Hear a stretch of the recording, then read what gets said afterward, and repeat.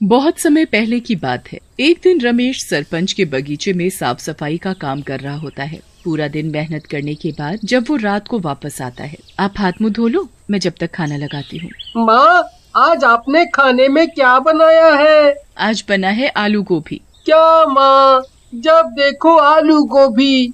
मुझे तो मुर्गा खाने का बहुत मन है, पर माँ रोज रोज आलू गोभी बना देती है। ठीक है, आज ये आलू गोभी खा लो, कल मैं मुर्गा ले आऊंगा, फिर खूब पेट भर कर खाना। काफी रात हो जाती है, सब लोग सो जाते हैं। उसके बाद एक भूत उनके घर में घुस आता है और ऐसे घूम रहा होता है जैसे किसी की तलाश में है। ये इस गांव का आखिरी घर था, पर अब इस घर में भी कोई मुर्गी नहीं है।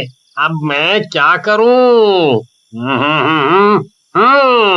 मैंने गांव के सारे मुर्गे मुर्गी तो पहले ही चुरा लिए हैं, पर वो सब मिलाकर 100 ही हुए हैं। अब 101 की गिनती पूरी करने के लिए आखिरी मुर्गा कहाँ से लाऊं? भूत निराश होकर घर से वापस जाने लगता है, पर अचानक उसे एक ख्याल आता है। क्यों ना मैं अंदर सो रहे उस बच्चे को ही मुर्गा बना दूं। ऐसे मेरे पूरे 101 मुर्गों की गिनती पूरी हो जाएगी। भूत दोनों में से राहुल को गोद में उठाता है और हवा में उड़ता हुआ घर से बाहर निकल आता है। राहुल इतनी गहरी नींद में होता है कि उसे पता ही नहीं चलता कि उसे किसी भूत ने उठा लिया है। भूत उड़ता हुआ उसे एक घर में ले जाता है। उस घर में बहुत से मुर्गे मुर्गियां पिंजरों में बंद चिल्ला रहे होते हैं। उसके बाद भूत राहुल को जमीन पर लिटा देता है और उसके चारों तरफ लाल रंग का घेरा बना देता है। शैतानों के शैतान, ये है आपका नया मेहमान। भूत घेरे के चारों तरफ गोल गोल घूमने लगता है और राहुल के ऊपर जादू करने लगता है। कुछ देर बाद राहुल एक मुर्गे में बदल जाता है। राहुल अपने पैरों की तरफ देखता है, पर उसके पैर तो पंजों में बदल चुके होते हैं।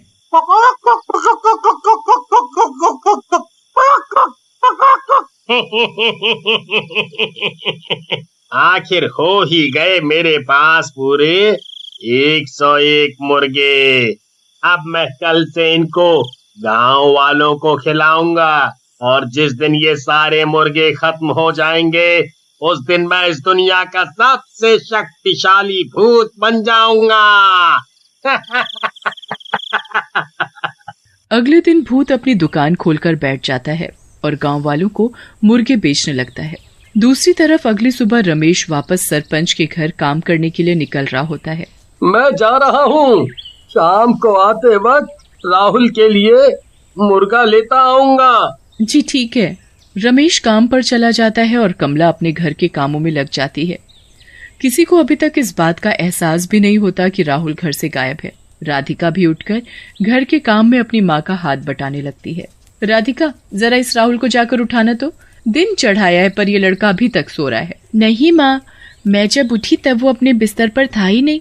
वो जरूर अपने दोस्तों के साथ खेलने गया। आप उसे कुछ कहते नहीं हो ना, इसलिए अपनी पढ़ाई लिखाई छोड़कर बस खेल कूद में ही लगा रहता है। अब मैं क्या करूं, ये सुनता भी तो नहीं। आज आने दे इसे, अच्छे से इसकी खबर लूंगी। कमला और राधिका फिर से अपने कामों में लग जाते हैं। काफी देर हो जाती है। दिन के खाने का भी वक्त हो जाता है, पर राहुल घर नहीं आता। अब कमला और राधिका को राहुल की चिंता होने लगती है। इतनी देर तक तो कभी बाहर नहीं रहता। राधिका बेटा, तू जरा जाकर तो देख कि कहाँ खेल रहा है ये लड़का। जी माँ, आप चिंता मत करो, मैं अभी उसे पकड़ कर लाती हूँ। राधिका गांव में हर जगह राहुल को ढूंढने लगती है और उसके सारे दोस्तों के घर जाकर भी उनसे राहुल के बारे में पूछती है, पर राहुल का कुछ पता नहीं चलता। वो घर आकर अपनी माँ को बताती है तो वो और ज्यादा परेशान हो जाती है। अब तो इनके आने का ही इंतजार करना पड़ेगा, वो आएंगे तभी कुछ होगा। दोनों रमेश के आने का इंतजार करने लगते हैं और रमेश इस बात से अनजान कि उसका बेटा राहुल कहाँ है, वो सरपंच के बगीचे में काम कर रहा होता है। काम खत्म करने के बाद रमेश घर आने लगता है। तभी उसे याद आता है कि उसे राहुल के लिए मुर्गा लेना है। वो मुर्गा खरीदने जा ही रहा होता है कि तभी उसे आवाज आती है, मुर्गे की मीट ले लो, मुर्गे की मीट। अरे, यहाँ कौन मीट वाला आ गया? खैर, मुझे क्या, मुझे तो मीट लेने से मतलब है। रमेश मीट की दुकान पर जाता है जहां वो भूत एक आदमी के भेस में दुकान पर बैठा होता है। उसकी दुकान में खूब सारे पिंजरे होते हैं जिसमें उस भूत ने अपने सारे मुर्गों को बंद कर रखा होता है। अरे भाई, ये दुकान पहले तो यहाँ नहीं थी। हाँ भाई साहब, मैंने आज ही ये दुकान खोली है। अच्छा, ये तो अच्छी बात है। चलो, मुझे एक ताजा मुर्गा काट कर दे दो। आदमी के भेस में वो भूत सबसे पहले राहुल को ही पिंजरे से गर्दन पकड़कर बाहर निकालता है। राहुल अपने पापा को देखकर जोर जोर से चिल्लाने और फड़फड़ाने लगता है।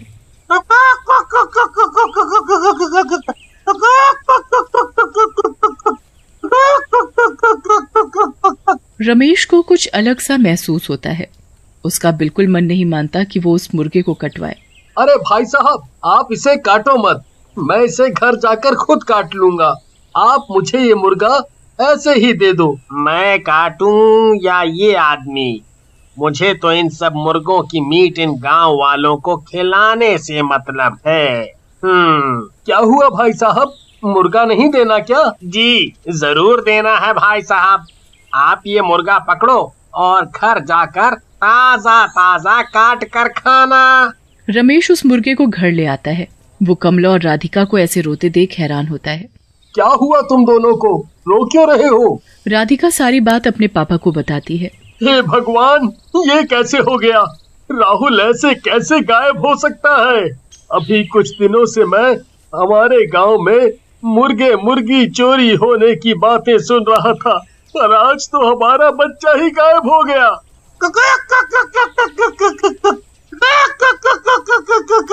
ये क्या ले आए?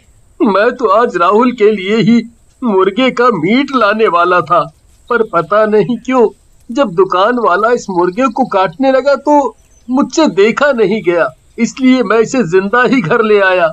अब इसे यहीं छोड़ो और अपने राहुल को ढूंढो। रमेश और कमला सुबह होते ही वापस राहुल को ढूंढने निकल पड़ते हैं, पर पूरे गांव में राहुल का कुछ पता नहीं चलता। वो निराश होकर घर वापस आते हैं तो उनका मुर्गा उछलता हुआ खुशी से उनके पास आकर चिपकने लगता है।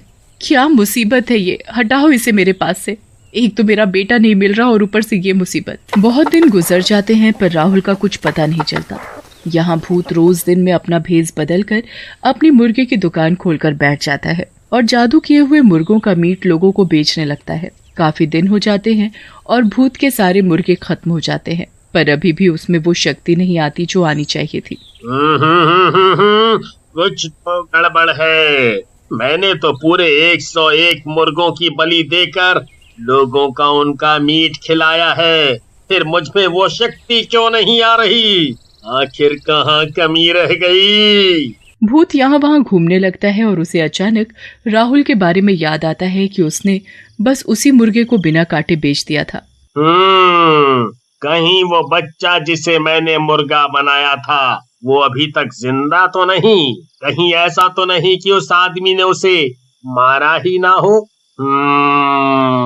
आज अमावस की रात है। मुझे उस मुर्गे को रात 12 बजे से पहले ढूंढना होगा, वरना वो अपने असली रूप में आ जाएगा और मेरी सारी मेहनत बर्बाद हो जाएगी। भूत उस मुर्गे को ढूंढने निकल पड़ता है, पर वो मुर्गा तो मजे से अपने ही घर में खेल रहा होता है। अब तो रमेश, कमला और राधिका सब उस मुर्गे को प्यार करने लगे थे। भूत सारे गांव में ढूंढने के बाद आखिरकार रमेश के घर पहुंच जाता है और मुर्गे को देखकर बड़ा खुश होता है। भूत घर में घुसकर मुर्गे को दबोच लेता है। वो बुरी तरह फड़फड़ाने और चिल्लाने लगता है। मुर्गे की आवाज सुनकर सब बाहर आ जाते हैं और भूत को देखकर घबरा जाते हैं। तूने इस मुर्गे को क्यों नहीं मारा? तेरी वजह से मेरी सारी मेहनत बर्बाद होने वाली थी। इस मुर्गे को छोड़ दो, ये हमारा है। कभी नहीं, कभी नहीं। भूत मुर्गे को लेकर भाग ही रहा होता है, तभी मुर्गा उसके हाथ से निकलकर भाग जाता है। भूत उस मुर्गे के पीछे पीछे भागने लगता है। मुर्गा कभी पलंग के नीचे घुस जाता है। भूत उस मुर्गे को पकड़ने के लिए पूरे घर में भागने लगता है। इतने में 12 बज जाते हैं और वो मुर्गा अचानक राहुल बन जाता है। राहुल को देखकर सब लोग खुशी से पागल हो जाते हैं। वो भूत वहाँ से गायब हो जाता है। उसके बाद राहुल सारी बात अपने घर वालों को बताता है और सब खुशी खुशी रहने लगते हैं। निशा एक बड़ी ही प्यारी लड़की थी और वो शहर में अपने मम्मी पापा के साथ रहती थी। वो एक स्कूल में साइंस की टीचर थी और इस बार छुट्टियों में अपनी बुआ के घर आई थी। छुट्टियां बस खत्म ही होने वाली थी और अब निशा के वापस जाने का वक्त हो गया था। कितने दिनों बाद तुम घर आई हो निशा, इस बार कम से कम 1 महीने रुको ना। अरे नहीं नहीं बुआ जी, छुट्टियां बस हफ्ते भर की थी, लेकिन आप फिक्र मत करिए, अगली बार मैं इससे भी ज्यादा दिन के लिए आऊंगी। निशा की बुआ का एक बेटा था जो कि निशा से बड़ा था। उसका नाम था हरी। चलो निशा, तुम्हारी ट्रेन का वक्त हो गया है। क्या ट्रेन? पर निशा तुम आई तो बस से थी ना? हाँ बुआ जी, पर वापस जाने का टिकट नहीं मिला, इसीलिए ट्रेन से जा रही हूँ। ये बात सुनकर निशा की बुआ कुछ घबरा गई। उन्होंने हरी को इशारे से कोने में बुलाया। अरे हरी, तूने उसे रोका क्यों नहीं? अगर बस का टिकट नहीं था तो उसे कुछ दिन और रोक लेता। तुझे पता नहीं है क्या कि ट्रेन से जाने में कितना खतरा है? रात का समय हो गया है, अगर कहीं वो भूतिया ट्रेन आ गई तो। माँ, मैंने बहुत समझाया निशा को, मगर वो मानी ही नहीं। चलो अब जो हुआ सो हुआ, तू उसे जरा ध्यान से उसकी ही ट्रेन में बिठा कर आना। देख, जब तक वो अपनी ट्रेन में ना बैठ जाए तब तक वापस मत आना। हरी अपनी माँ की बात मानकर निशा को स्टेशन ले जाता है। स्टेशन पहुंचकर निशा और हरी ट्रेन का इंतजार करने लगते हैं। अरे, यहाँ तो हमारे सिवा लोग ही नहीं दिखाई दे रहे, ऐसा क्यों? सब लोग ज्यादातर बस से आते जाते हैं और खासकर रात में तो यहाँ कोई भी नहीं आता है। क्यों? ऐसा क्यों? ऐसा क्या है यहाँ जो लोग रात को आते ही नहीं है? शहर में तो रात भर स्टेशन पर भीड़ बनी रहती है। लेकिन एक भूतिया ट्रेन की वजह से लोगों ने रात को यहाँ आना बंद कर दिया है। वो अक्सर रात को यहाँ से निकलती है और जो भी उसमें गलती से भी चढ़ जाता है वो कभी वापस नहीं आता है। क्या? कैसी बातें कर रहे हो तुम हरी? ऐसा कुछ नहीं होता है। तुम ऐसे हंसो मत निशा, ये कहानी नहीं है बल्कि एकदम सच है। गांव के कई लोग इस भूतिया ट्रेन का शिकार हुए हैं और कितने सारे लोगों ने तो अपनी जान तक गंवाई है। देखो हरी, मैं साइंस की टीचर हूँ और तुम चाहते हो कि मैं ये कहानी मान लूं? हाँ? क्या तुम भी? कुछ लोगों ने एक झूठी सच्ची कहानी बनाकर तुम्हें सुनाई और तुम सबने मान भी ली। अरे निशा, ये सच है। खैर छोड़ो, मैं तुम्हारे लिए पानी लेकर आता हूँ। तब तक स्टेशन पर एक ट्रेन आ जाती है। हरी निशा के लिए पानी लेने गया था और जब तक वो लौटा निशा ट्रेन में चढ़ चुकी थी। ट्रेन को देखकर हरी की डर के मारे हालत खराब हो जाती है, क्योंकि निशा गलती से भूतिया ट्रेन में चढ़ गई थी। नहीं नहीं निशा, वापस आओ, नीचे उतर जाओ, ये वही भूतिया ट्रेन है। मैं कह रहा हूँ ना तुमसे, तुम वापस आओ।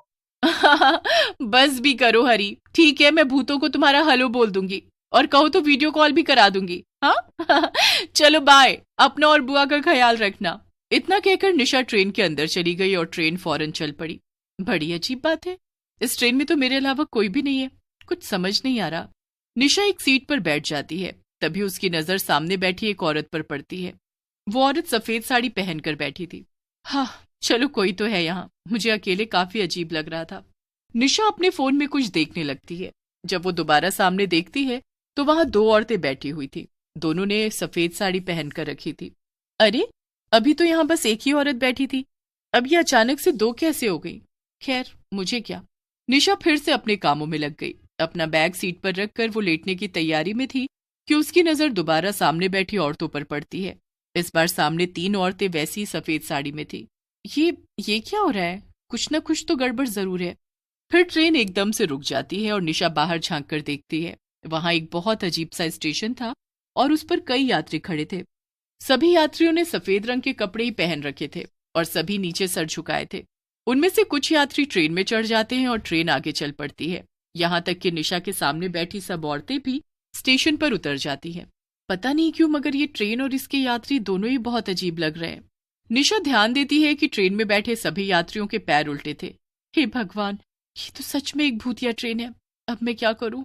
इससे कैसे बाहर जाऊं मैं? निशा ध्यान देती है कि ट्रेन दोबारा एक स्टेशन पर रुकती है और वो भी ठीक 15 मिनट बाद।